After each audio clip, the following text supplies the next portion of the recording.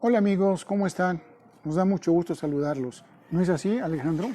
Como todas las semanas, Ajá, un gusto saludar a los amigos que nos hacen el favor de seguirnos en otros ángulos. Un gustazo saludarte a ti, desde luego, igualmente Alejandro, en estos igualmente. jardines en que tantas Exuberantes. personas pasan aquí muy cerca y nos saludan y nos dicen muchas cosas. Es muy lindo estar en este programa siempre. Qué bueno, qué bueno.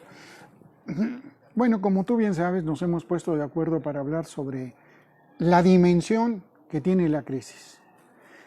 Constantemente escuchamos datos que son todos millonarios, que son todos en dólares, que son exuberantes también en cuanto al número, en cuanto al daño que están haciendo.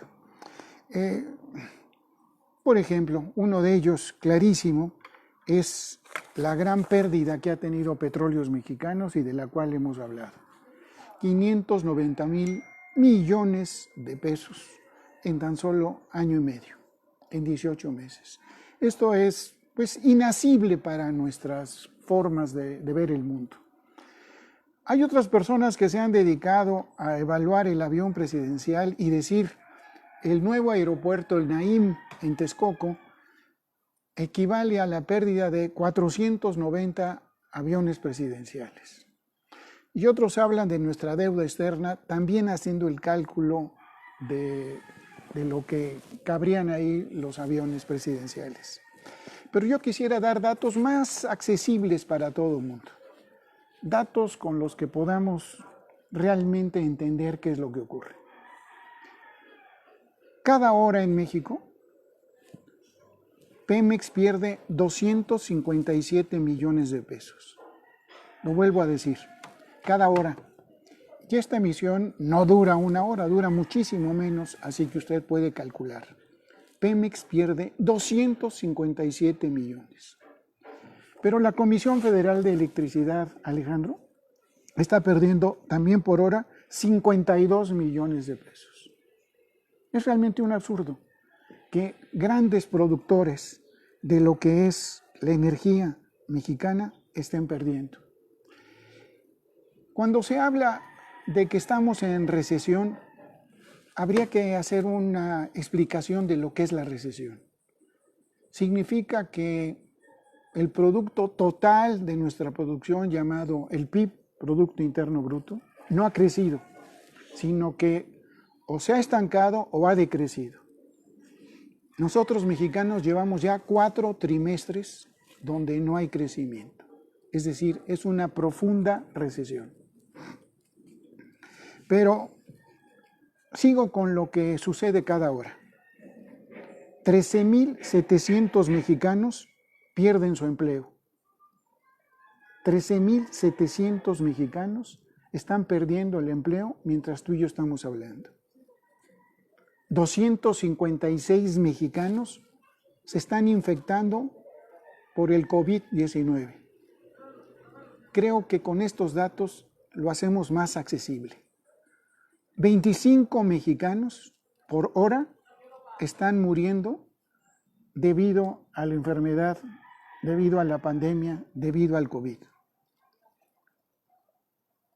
Cada hora en México, 1,366 mexicanos caen en la pobreza. No son pocos. 7 empresas están cerrando en una hora. Y 20 mexicanos caen víctimas de la violencia.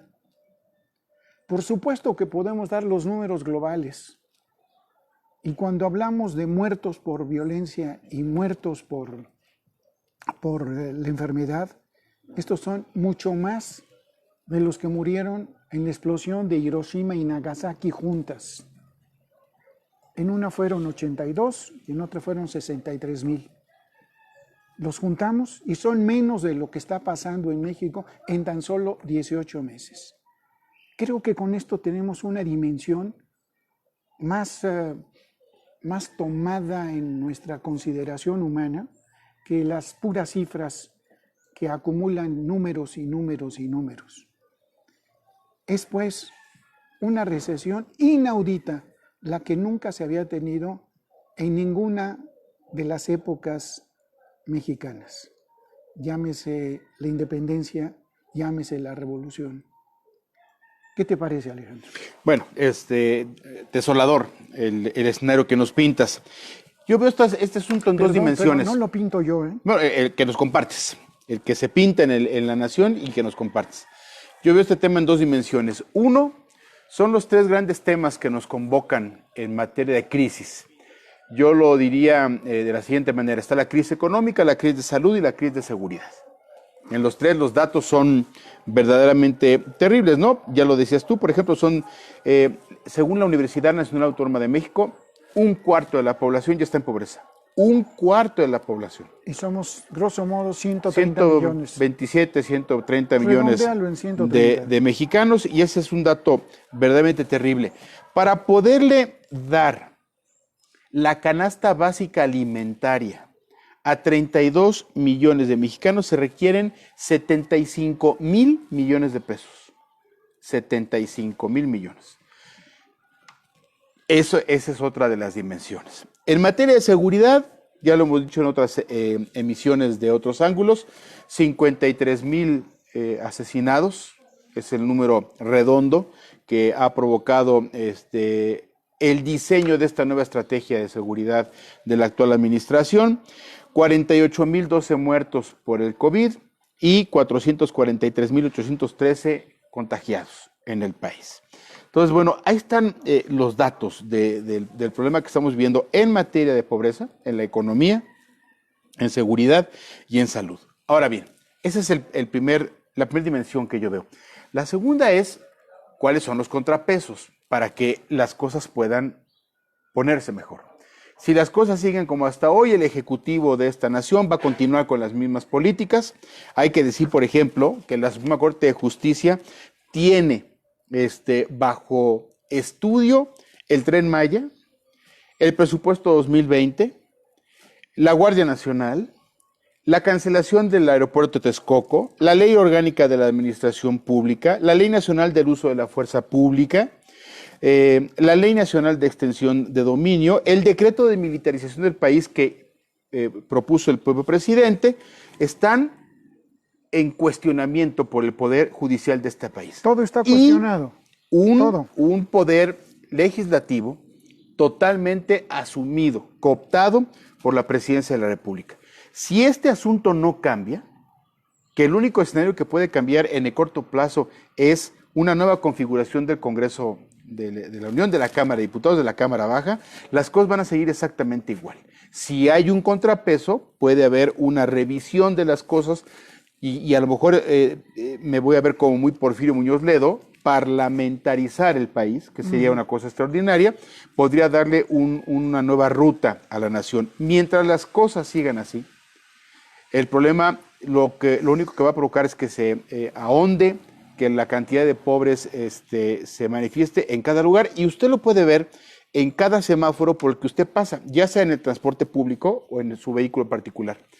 Antes había un promedio de 3 a 4 personas entre limpiando vidrios y vendiendo cosas o pidiendo dinero en un semáforo. Hoy el promedio son 9 en un semáforo, por lo menos en diferentes puntos de la capital mexicana. Es un tema muy delicado y creo que si no tenemos también un poder judicial que se atreva, que sea más rápido, que se pueda enfrentar, que se asuma como un poder independiente, también las cosas van a seguir muy mal. Yo noto en lo que dices un dejo de cierto optimismo, porque dices, si no se cambia esto, si no se cambia lo otro, quién sabe a dónde llegaremos.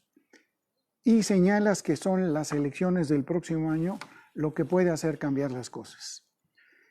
Yo no es que tenga un acentuado pesimismo, sino que no veo por qué van a cambiar las cosas mientras el señor López Obrador siga de presidente. Él no tiene deseo de cambiar nada. Él está salvando al país. Y al salvarlo está produciendo esta destrucción que arrasa en cualquier sitio y en cualquier circunstancia. Voy a citar a un pensador llamado Jacques Attali, porque él fue el fundador y primer presidente del Banco de Desarrollo Europeo. Es un hombre que tiene 72 libros y ha sido consejero de los últimos 4 presidentes de Francia. Es con esta presentación que yo me atrevo a decir, a repetir lo que Jacques Attali ha señalado recientemente. Él señala que la humanidad, mira, está pasando ahorita el vendedor de helados. Son los riesgos de estar en un lugar público como este. Así es. Él dice lo siguiente, si usted me permite que lo cite, al señor Jacques Attali. La humanidad aún no ha comprendido la profundidad de la crisis que se avecina y que será muy, muy profunda en términos de recesión, de desempleo. Vendrá una gran miseria del costo que insumirá esta resurrección. Creo que aún la humanidad no ha comprendido realmente lo que ocurre y que los gobiernos de los países más poderosos están, entre comillas, escondiendo la realidad de la crisis, escondiendo, maquillando, disfrazando, porque es muy difícil encontrar solución a esto. Y señala concretamente que los países como México, llega incluso a situarlo, a ubicarlo perfectamente bien, señala que tardarán entre 8 a 11 años para recuperar lo que teníamos en 2018. Quienes renegaban tanto de 2018, para alcanzar las cifras de trabajo, vivienda, seguridad, educación y salud, tardaremos entre 8 y 11 años. Esto es verdaderamente, como tú lo dijiste, desastroso. Pero además, la Organización Mundial de la Salud señala... Da un tiro de gracia a la población mundial. A la población mundial, señalando que quizás no hay solución y que el COVID estará entre nosotros durante decenios. No habla de meses, no habla de un par de años, no habla de 3 ni de 5, habla de decenios.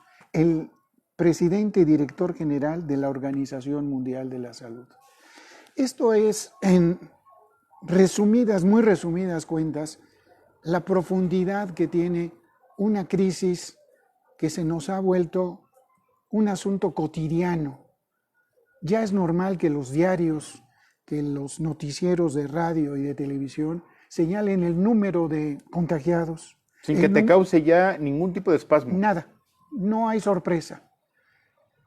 A veces decimos, caray, subió mucho, otras veces, qué bueno que no subió tanto. Pero el asunto es que la dimensión económica y la dimensión de salud estarán afectando a las nuevas generaciones por muchísimo tiempo. Ahora se acaba de firmar un convenio para que las televisoras comerciales, ya sonríes. Pues es que ya me río por de nervios. Las televisoras comerciales ayuden en la educación, cuando toda su vida lo que han hecho es deseducar a la población. Incluso Azcárraga mismo lo decía en alguna ocasión, nuestro trabajo no es educar, es entretener. Así es. ¿Y qué tipo de entretenimiento? Pues La Rosa de Guadalupe, las comedias, ese, ¿no? Ese. En consecuencia, esas televisoras van a educar a los niños, incluso los que no tienen electricidad. Entre otras cosas. Incluso los que no tienen un aparato de televisión. No digamos internet. No digamos internet. En consecuencia, ¿qué podemos decir de la crisis, de la profundidad y de la amplitud que tiene esta crisis combinada de salud, economía y violencia? Mira, yo creo que se pueden decir varias cosas, porque definitivamente sí hay salida para este problema, siempre y cuando el gobierno lo asuma, que no lo está haciendo. Dijiste siempre y cuando. Siempre y cuando. Por ejemplo, en materia de economía, una de las acciones que aparte todo el mundo le está urgiendo al gobierno federal, no es un asunto que esté diciendo Alejandro Gándara, ni mucho menos Raúl Cremú, lo dicen especialistas y grandes economistas, dicen hay que apoyar y darle incentivos fiscales a la pequeña, mediana y gran empresa, sobre todo a aquellas que han decidido seguir soportando y apoyando a sus propios colaboradores, a sus empleados. No se ha visto ese asunto. Y esa es una manera muy inteligente de, en un momento tan delicado como el que estamos viviendo, de poder pasar a una situación no de normalidad, pero donde por lo menos la población puede decir, tengo mi ingreso que en términos porcentuales ya mermó, ya no me va a alcanzar para lo mismo, pero voy a tener para comer. ¿Por qué no se hizo eso que estás diciendo antes? Bueno, no, ni antes ni ahorita. 3, 4, 6 meses atrás. Ni se ha hecho, pues porque el gobierno federal no estaba preparado para esta crisis, por más que dijera lo contrario. Porque aparte se ha empecinado en asuntos de otra naturaleza, y lo decíamos hace un momento, el Tren Maya, las refinerías, esas obras gigantescas que yo sostengo ni siquiera se van a terminar en la actual administración, pero que siguen ahí siendo financiadas. Por otra parte, en materia de salud, caray, modificar el modelo Centinela debería de ser ya una prioridad del gobierno federal y pasar a un modelo en donde las pruebas estuvieran repitiendo, sobre todo ahora que el inicio a clases, que aunque va a ser virtual, ya está tocando nuestras puertas. Entonces creo que modificar el modelo Centinela sería muy importante. Aplazar esas grandes obras, como las que hice referencia hace un momento, se me harían también muy inteligente para poder solventar la crisis. Y un tema importante en materia de seguridad, con un combate frontal del Estado a las mafias y a los grupos delincuenciales. Hay que recordar, por ejemplo, lo que en un par de ocasiones ha dicho el propio Durazo, y que además la frase en sí es correcta. Nadie puede contra la fuerza del Estado. Es cierto, ¿no? Y más en esa visión beberiana que debe de tener el Estado. Pero no se hace. Entonces, si esta crisis que tiene a 10 millones de mexicanos más en la pobreza, y que no van a regresar al empleo que tenían antes, y que no van a encontrar un nuevo empleo, ni siquiera se atreven a buscar un nuevo empleo porque saben que no lo van a encontrar, no hay dónde. Van a tener que dedicarse, muchos de ellos que han perdido muchas cosas, incluido el tema de los valores, se van a tener que dedicar a buscar cómo recurrir y cómo tener recursos económicos. Bueno, una de las líneas será el crimen organizado o el desorganizado.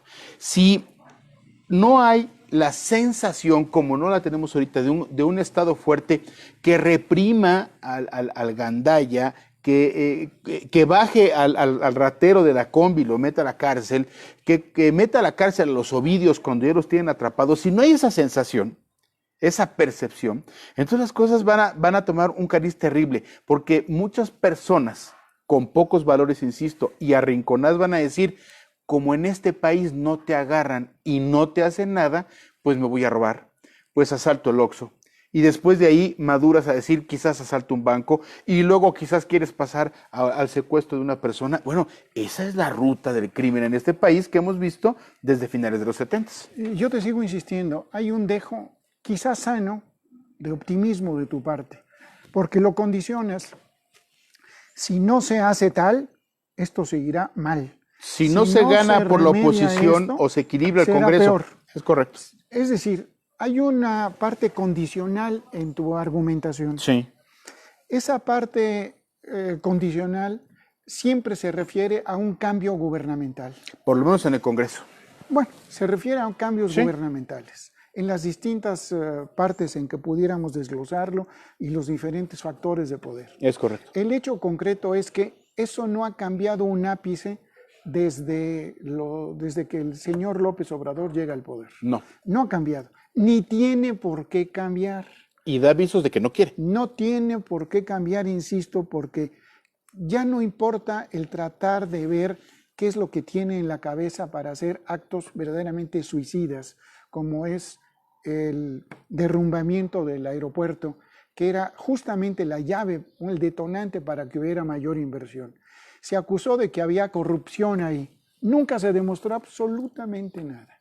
Como también en la cervecera, allá en Coahuila, que acusó de corrupción, fueron 9,000 millones de dólares tirados y ahora hay que pagarlos junto con las multas y los réditos, etcétera, etcétera. Y los pagamos tú, yo y todos los amigos. Así es. En consecuencia, yo te digo, ese condicionamiento que tú ves reitero, debe tener una buena dosis de sanidad y de optimismo, pero no veo cuáles sean los indicios para que esto pueda cambiar y que tengamos de la parte gubernamental un cambio de timón, un golpe de timón, una nueva ruta. ¿Por qué la va a haber? Si la evidencia de la realidad es terrible, simplemente el número de muertos por violencia o el número de muertos que se ha disfrazado, que se ha maquillado, no son 48, 50,000, son 3 veces al menos eso. 3.8 veces mínimo. Bien, en consecuencia, si todo esto está ocurriendo ante lo que es la muerte de niños con cáncer, ante lo que son la desprotección que se ha tenido de las mujeres, donde se ha quitado todo tipo de guarderías de protección para ellas, donde las medicinas escasean, donde no se tiene una idea clara de lo que es un gobierno.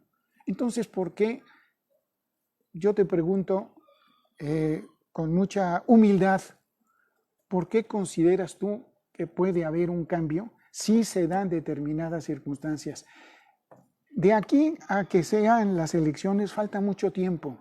Mientras tanto va a seguir muriendo gente, por una razón o por la otra. Muchos hogares enlutados, mucha gente desaparecida, muchas escenas de dolor, muchas escenas de sufrimiento que no van a ser evitadas. En consecuencia, ¿qué estamos esperando los mexicanos? ¿Por qué no hay una oposición que se mueva? ¿Por qué seguimos indolentes viendo cómo están las cosas?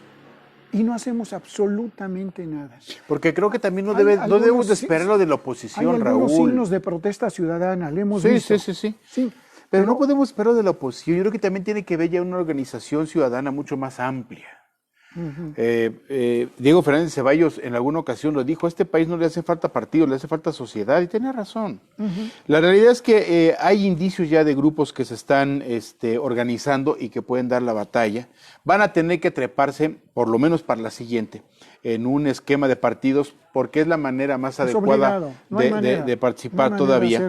Pero ya creo que esa organización nos puede dar resultados. Es importante que ejercicios como este, que son muy modestos, se multipliquen y que incluso, por ejemplo, tantas personas que luego nos escriben de manera muy dura y muy inteligente y nos dicen: estoy en total desacuerdo con ese dato y te doy otro, y hay una discusión entre los dos muy bonita. Bienvenido. Hasta aquellos que nomás se la pasan diciendo que somos... esos comentarios tan lindos que luego hacen, pero el ejercicio sirve. Entonces, un ejercicio como este debe de servir. Y es importante que el surgimiento de liderazgos ciudadanos, que los hay, pero que se tienen que organizar justamente para poder llegar a una elección el próximo año y ocupar un espacio y hacer del Parlamento mexicano una verdadera oposición inteligente, sensata, no per se, sino sobre asuntos muy, muy concretos que equilibren el excesivo poder que tiene el Ejecutivo de este país, excesivo. Quizás yo, por lo menos desde Carlos Salinas de Gortari, no observaba un presidente tan poderoso, en el que cuando toma una decisión todo el mundo se mueve y todo el mundo se pliega y todo el mundo hace una genuflexión, pero sí tiene que haber una posibilidad. Lo veo como posible, Raúl Cremú, amigos, porque es un escenario legal que tenemos en puerta en muy pocos meses, ¿no? Porque fuera de ese sería esperarnos hasta el 2024. Y entonces va a ser, creo yo, y estarás de acuerdo conmigo, demasiado tarde. Entonces hay que aprovechar la oportunidad del 2021 con una organización social distinta y recuperar la Cámara de Diputados en favor de todos nosotros. Te atajo porque el día de ayer me llama poderosamente la atención que en El Financiero, un periódico serio donde yo he colaborado durante años, la encuesta que realizan señalan que el señor López Obrador aumentó 2 puntos en su popularidad. Confieso que no entiendo la sociedad en la que vivo. Confieso que no entiendo al presidente de la República. Me baso estrictamente en los datos de resultados de lo que él nos ha dado en los últimos meses que ha gobernado, y que en todos y cada uno de los aspectos que tú mencionaste con tanta probidad y con tanta elocuencia, uno tras otro, no hay resultados benéficos para la población. Ahora, no te vayas con la finta, ¿eh? A ver. ¿Dónde está la finta? Importante dejar en claro con el tema de las encuestas. Cuando se dice que en efecto crece 2 puntos, es en aquellas personas que están dispuestas primero a contestar la propia encuesta y que tenían una opinión poco favorable del presidente, pero pasa a favorable, pero sigue siendo la misma línea. ¿A dónde voy con la explicación? Sigue existiendo una intención en contra del presidente muy alta en aquellos que no quieren contestar la encuesta o responden no sabe. Pero entonces tú cuestionas los resultados No, de la encuesta. no, cuestiono cómo lo presentan los resultados. Voy a dar un ejemplo rapidísimo. Entonces la presentación no es la adecuada. Es que es un juego mañoso. Te voy a dar un ejemplo rapidísimo para los amigos. Cuando Roberto Madrazo, presidente a la sazón del PRI, dijo yo debo de ser el candidato a la presidencia de la República, mostraba una parte de la encuesta que decía que él era el priista más conocido a nivel nacional. Y tenía razón, no mentía la encuesta. Lo que Roberto Madrazo no decía era que la siguiente pregunta de ¿y por qué conoce usted a Roberto Madrazo? Esa hojita la arrancó de la encuesta porque decía que lo conocía por ratero. Entonces, ¿te das cuenta? Bueno, aquí no hay que irnos con la finta. Hay una enorme oposición al presidente que no está en este momento organizada, que no tiene una razón ni una meta específica para el próximo año. Ahí está el truco de este tema. Pero ¿por qué no hay registro de eso que tú estás señalando? Porque en la encuesta solamente te pasan el tema del sí contestó. Pero el no sabe, no contestó, que siempre son barras muy altas, se queda a un lado. Una cosa, por ejemplo, en materia electoral y de encuestas es la intención del voto y otra es la preferencia electoral. Bien. Son 2 datos que computan de manera distinta esa barra del no sabe, no contestó. Ponértelo de esta manera.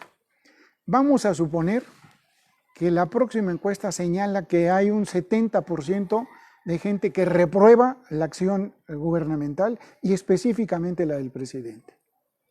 Y no está todavía la organización. Vuelvo a decirte, ¿y qué es lo que ocurre?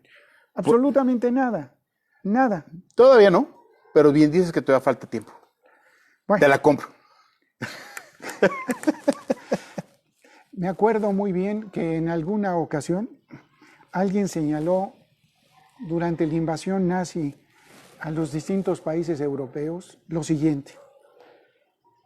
Cuando llegaron y se llevaron a los comunistas, nosotros no dijimos nada.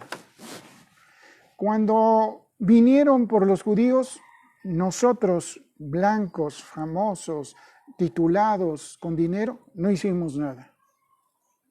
¿Y qué pasó cuando vinieron por nosotros? ¿Qué ocurrió cuando vinieron por nosotros? Tampoco nos defendimos entre nosotros mismos. Pues esto, maldita sea, nos está ocurriendo. Nos está ocurriendo a nosotros mexicanos que vemos muertes, desolación, desempleo, inseguridad, y no hacemos absolutamente nada. Seguimos quejándonos, seguimos, como hacen los ratones, chillando. Pero no tenemos acciones que nos lleven a emprender una acción para decir que esto ya no continúe. No quisiera ser pesimista. Lo eres. No tanto como tú, optimista. Pero en fin, Rebeca nos dice que ya llegamos al fin de esta sesión. Tiempo, y ojalá ustedes recuerden lo que les dije. En 1 hora, ¿qué es lo que se pierde? Y hablo de lo que pierde Pemex, de lo que pierde la Comisión Federal de Electricidad, del número de mexicanos que se quedan sin empleo, de los números de los mexicanos que están siendo infectados en gerundio, están siendo infectados, de los miles que caen en la pobreza. Mientras los feminicidios, tú y yo estuvimos en esto, vinieron ocurriendo un sinnúmero de todo esto, de estas acciones, pérdidas, de pérdidas terribles que llenan, enlutecen los hogares mexicanos. Hoy me tocó ser el pesimista. Pero aquí está nuestro granito de arena y eso es valioso, creo yo. Ojalá, así lo espero. Muchas gracias, Alejandro, y muchas gracias Raúl, a ustedes gracias por estar con nosotros. Hasta pronto. La próxima.